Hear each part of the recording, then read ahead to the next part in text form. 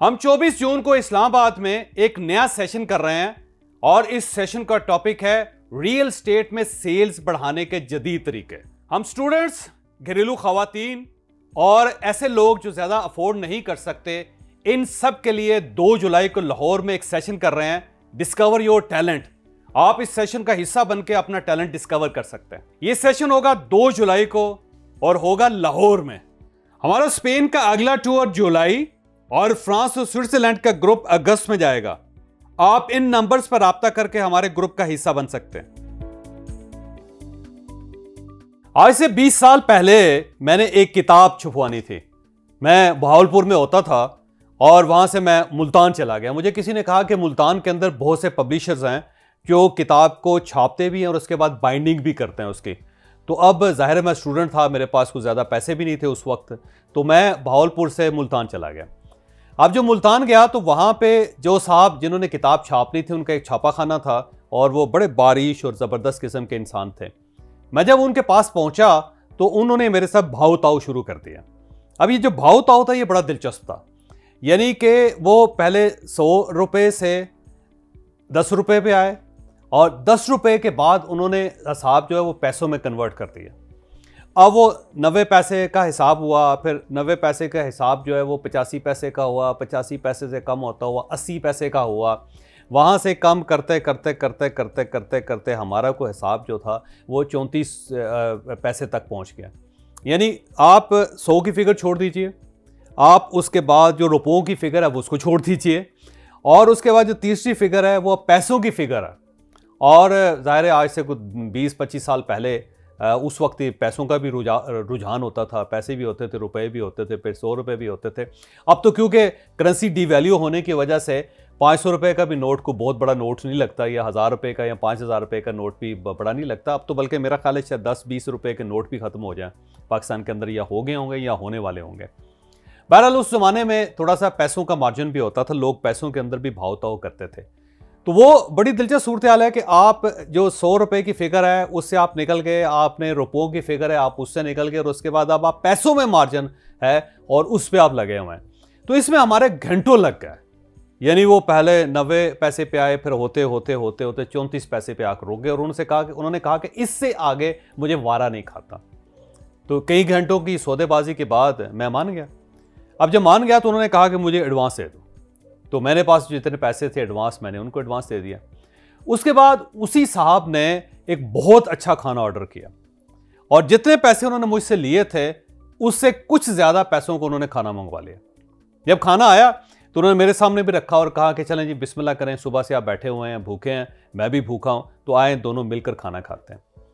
तो मैंने और उन्होंने दोनों ने डट कर खाना खाया, बड़ा इंजॉय किया उस खाने का। तो खाना खाने के बाद जब हाथ धो लिए, जब कहवा पी लिया और मैं उठने लगा तो मैंने उनसे कहा कि वैसे शेख साहब मुझे इस चीज़ की समझ नहीं आई कि आपने आधा दिन भाव ताव में लगा दिया और आप 100 की फिगर से रुपयों की फिगर में आए और वहाँ से आप पैसों की फिगर में आ गए और उसमें भी आपने आधा दिन ज़ाया कर दिया। और आधा दिन ज़ाया करने के बाद जो आपने पैसे कमाए उससे ज़्यादा पैसों का आपने मुझे खाना खिला दिया। तो इस हिसाब किताब का आपको क्या फ़ायदा हुआ? इससे अच्छा था कि आप मुझे ये पैसे छोड़ ही देते, क्योंकि इससे तो आपको कोई खास फायदा नहीं हुआ। तो उन्होंने मुझे बड़ी ही काम की बात बताई। ये वो काम की बात है जो मैं हमेशा बिजनेस सीखने वाले लोग जो मेरे पास आते हैं मैं उनको बताता हूँ। उनको बता के ये कहता हूँ कि बिजनेस इस तरह होता है जिस तरह उन शेख साहब ने या उन बुजुर्गों ने किया था। उन्होंने कहा कि बेटा जिंदगी में याद रखो, कमाओ इंतहाई ज्यादा कंजूसों की तरह, कमाओ इंतहाई बड़े कंजूसों की तरह और खर्च हमेशा बादशाहों की तरह करो। तो मैंने कहा कि ये तो बड़ी अजीब सी बात है कि आप जब कमा रहे हो तो आप कंजूस बन जाएं और जब आप खर्च कर रहे हो तो आप बादशाह बन जाएं। तो मैंने कहा कोई तालमेल नहीं बनता जी इसके अंदर, मुझे इस चीज़ की कुछ समझ नहीं आई आपके फार्मूले के। उसने कहा देखो धंधा जो है वो गिव एंड टेक होता है और भाव ताव होता है। अगर आप भाव ताव नहीं कर सकते तो आप फिर कारोबार नहीं कर सकते, फिर आप कारोबार से निकल के जॉब करें। और जब भाव ताव होगा तो आपने अपना एक पैसा भी नहीं छोड़ना, अपनी सारी एनर्जी लगा देनी है अपने एक पैसे को रिकवर करने के लिए। वहां पे आपको बादशाह नहीं बनना, क्योंकि अगर आप बिजनेस में भाव ताव करते हुए बादशाह बन जाएंगे तो आपका बिजनेस कभी कामयाब नहीं होगा। लेकिन जब आपके पास पैसा आ जाए तो फिर आपके अंदर खर्च करने का सलीका होना चाहिए, फिर आपका दिल बड़ा हो जाना चाहिए, फिर आपको बादशाहों की तरह खर्च करना चाहिए। उनका यह कहना था कि मैंने लोगों को देखा है कि वो भाव ताव में बड़े जबरदस्त होते हैं, कंजूस होते हैं, लेकिन उसके बाद भी वो कंजूसी का कंबल नहीं छोड़ते, वो वहां पे भी कंजूस हो जाते हैं और फिर उनकी जिंदगी खराब हो जाती है। फिर उनके बच्चे अपने वालिद साहब के मरने का इंतजार करते हैं कि अब्बा जी मरेंगे तो अच्छी गाड़ी लेंगे, अब्बा जी मरेंगे तो अच्छा खाना खाएंगे, अब्बा जी मरेंगे तो अच्छे कपड़े पहनेंगे, अब्बा जी दुनिया से रुखसत होंगे तो अच्छे घरों में रहेंगे, अब्बा जी दुनिया से चले जाएंगे तो तभी हमें अच्छी खुशहाल जिंदगी गुजार सकेंगे। फिर आपके बच्चे आपके मरने का इंतजार करते रहते हैं। और इसके बाद उन्होंने कहा कि कुछ लोग ऐसे होते हैं कि जो बिजनेस के दरमियान बादशाह हो जाते हैं, कि आपने कहा कि जी मुझे 100 रुपये छोड़ दो, उसने कहा छोड़ दिया। आपने कहा मैं 2 लाख रुपए नहीं दूंगा, आपने कहा 2 लाख रुपए ना दो। तो ये जो एटीट्यूड बादशाहों वाला है भावताओं के दरमियान, इससे भी बिजनेस ही चलता।